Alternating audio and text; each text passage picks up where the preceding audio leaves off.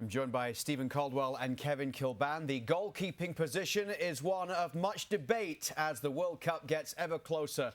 And Canada have both Maxime Crepeau and Dayne St vying for that #1 spot. Of course, Maxime Crepeau had that wonderful Copa America, but Dayne St finished the year by starting both of the Nations League games. And now TSN's Matthew Shinetti is reporting he's been told by Canada coach Jesse Marsch that Dayne St is in pole position to start the Nations League semi-final in March. Are you surprised?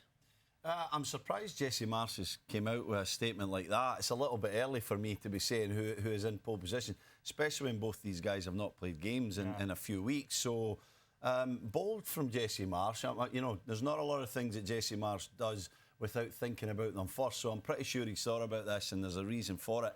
Maybe he wants to create that competition, but for me, it was an unusual thing for a coach to say, Kev, so far out from even picking the squad and selecting a team to be that bold and that clear. I think is either a message for Maxime Crepeau to up his game, or to see how Dayne St handles being in a pole position as in the #1 coming into a camp. Yeah, and there's two ways you look at that, isn't there? When you look at it from a goalkeeper's perspective, when they're comfortable in the #1 position, a lot of goalkeepers will always tell you they prefer to be the #1, not really having too much competition. Where Jesse Marsch has gone the opposite direction with this to say, look, we have to create the competition between these two. And if you look at the form last season, we know Dayne St across the course of the season was a lot better in the MLS for the respective clubs than Maxime Crepeau was for Portland.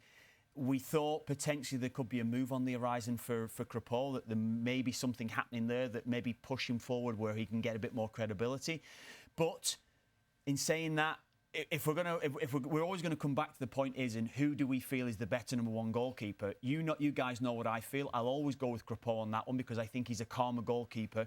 But you've worked with both goalkeepers, and I'll take your valid opinion, Stevie, on St Clair, whose ceiling is very, very high. He can be a top-class goalkeeper, can't he? Yeah, I think that's what it is, Kev. It's his ceiling, his potential is there. I don't know if he's put it all together yet consistently enough to be at his full potential, but he is a goalkeeper who, has the range, has the size, can dominate a box, can make some outrageous saves as well.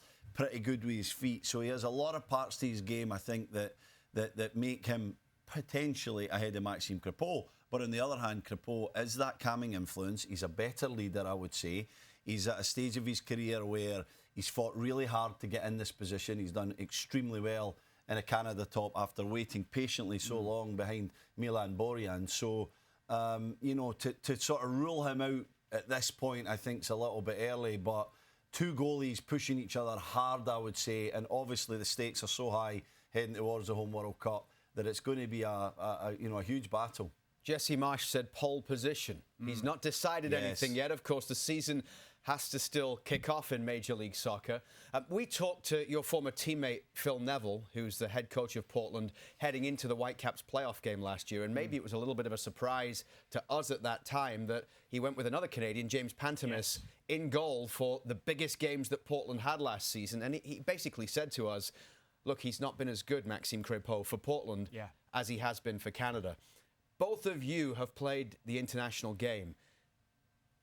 How much does it depend from a coach's perspective on the current club form?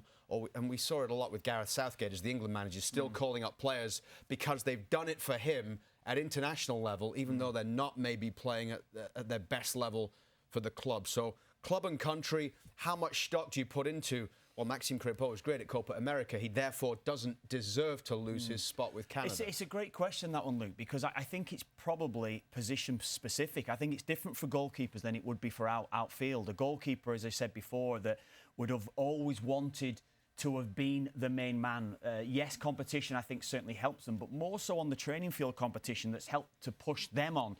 Goalkeepers are quite selfish. As much as all you guys think I don't like goalkeepers, selfish and crazy, two of my best friends are goalkeepers, so I take their opinion a lot. And the guys that I would have worked with, top-class goalkeepers, would have always wanted to have known the certainty to start every single game. I'm happy to know that I'm going to be #1. And in all honesty, certainly at international level, Luke, I probably always would have had a goalkeeper that would have been the #1. It would have been categorically defined in every single game. if they turn up, they're going to be the number one goalkeeper. This is very different. It's a different scenario. As I said, going back to Crepeau, his performances that you spoke about before in Copa, we probably thought that's it now. He's going to be number one now.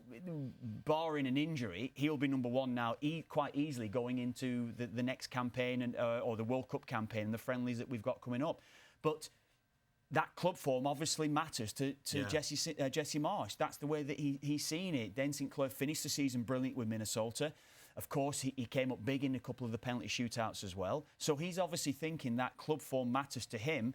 And he's obviously speaking to Phil Neville and others that surround Maxime Crepeau, Stevie. Yeah, he'll be doing his homework. He'll be asking around to see who's in the best form. And to your point, Kev, not just on the playing field, actually in training as well, who's looking confident. And, you know, maybe liken it a little bit to the Brazilian national team, where they've got a huge battle going on between Ederson's been going on for years. Alisson Becker, Liverpool keeper, and Ederson at Manchester City are having a huge battle. And it's sometimes Becker that's got 3, 4, 5 games in a row, and other times it's Ederson. So it's not unusual at international level. It's always great to have some competition and a few goalkeepers, but it is unsettling, I would say, for keepers. You mentioned it, Kev. They're a peculiar breed, goalkeepers. They're a little bit different from any other position on the field, and I would say probably the hardest position on the field, goalkeeper. The most pressure, the most individual position in a football team because of the magnitude of mistakes and the responsibility on them. So to be clear and to understand where they fit within the squad, I think is very important. And so too much uncertainty for me will cause a little bit of confusion in both their minds, and that might not be a good thing for Canada. Just added to if they make mistakes, Luke, in playing for the club, I think that affects them coming into the Canada setup. I do think that as well. Whereas if you've got someone that is defined as the number one, yes, he's definitely 100% going to be the number one goalkeeper. The mistakes don't matter. They can eradicate them very quickly. But that mindset, it's just different. And we've all watched enough football to see how we define a goalkeeper and what we like about our goalkeepers.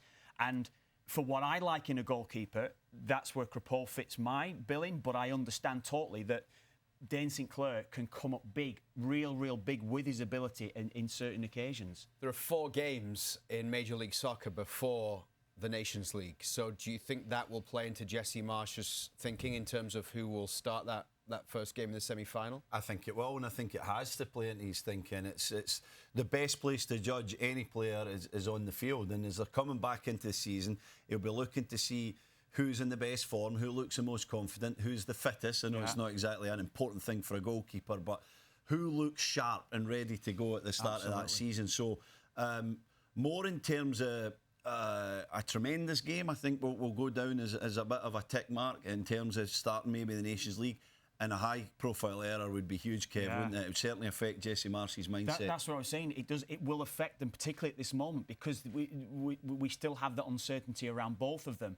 I hope the way that the season went last year for Max Crepeau, that he has really gone away in the summer and he has worked on, as you say, fitness levels. They don't necessarily consider that with goalkeepers, but it's in the modern game, you have to be as fit as outfield players in all the testing and everything that goes with that. I would hope that Crepeau has done that across the off-season. He comes back looking sharp, confident, getting his mindset right, that he can seriously test St Clair, because I believe now St Clair will be the number one going forward. I know, as you're saying there, Jesse Marsch hasn't defined it fully yet, but I do imagine it will be St Clair, and it's up to Crepeau now to seriously challenge him and test him. So do you think at this point, whoever starts, and you've talked about who might be locks in the 11 for the opening game in the World Cup, do you think whoever starts in the Nations League right now is probably the favourite to be the keeper on opening day of the World Cup in Toronto next year? That's a good question, Luke. I'll say this: if it seems like it's Dayne St that's going to get that start, then of course he has to do well in the Canada jersey. But he has to go back to his club and he has to establish himself as one of the best goalkeepers in MLS. He has to start being talked about as potentially getting a move to Europe. If Dayne St takes his game to that next level, Kev, and he starts to establish himself and really improve his consistency in his performances, then I think that he could potentially run away with this a little bit and become the undoubted number one. So you agree with Jesse Marsch's decision then? Is that I what think you were at the thinking moment Jesse Marsch is probably right to be leaning towards Dayne St, to be thinking that he's the one that deserves the spot at the minute. I think he's doing a smart thing by sitting on the fence a little bit, as you often have to as an international manager, depending on what's going to happen in terms of club form and time elapses over, large periods when you're an international manager. So from one camp to the next, I don't think you can be too definitive in what you say.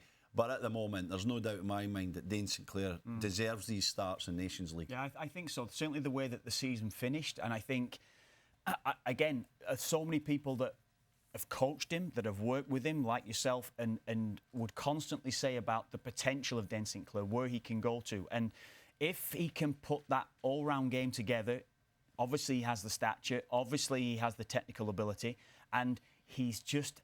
I've always felt watching him that there's always a mistake that can happen. Now, yes, goalkeepers in general have that, but I think him more so than most. If he can eradicate those mistakes, those simple mistakes I would feel that he's made in the last couple of years, I think potentially you've got, or Canada have, a really, really top-class goalkeeper in the making, yeah.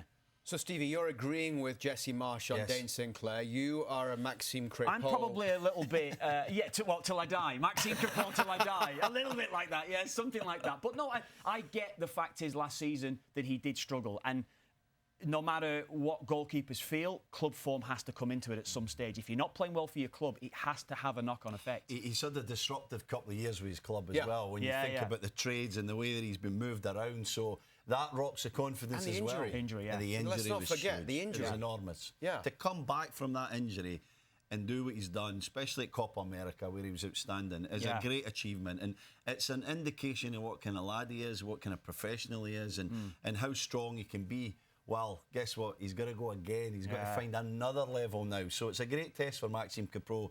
If he gets through this and he somehow wins this battle and he's starting in Toronto in June 2026, what an incredible achievement it'll have been. OK, two-word answer before Kev goes off on another rant. The name of the goalkeeper that will start for Canada in that opening game of the World Cup. Dayne St. Dayne St. There we go. Yeah.